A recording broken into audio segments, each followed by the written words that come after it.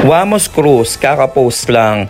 Hinahanap daw yung babae sa last man standing sa last to take hands off ng Fortuner.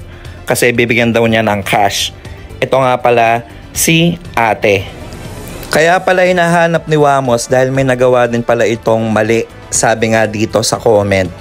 Panoorin nyo ng maigi itong isa sa live ng Lipa Status. Talagang kitang-kita na against the rules yung ginawa ni Wamos. Ayan o, kinakamayan niya yung number 12. Iniangat niya yung kamay. So it means natanggal na yung kamay sa Fortuner. So valid pa rin ba yun para maging kasali or para manalo? Comment down below kung anong opinion nyo dito.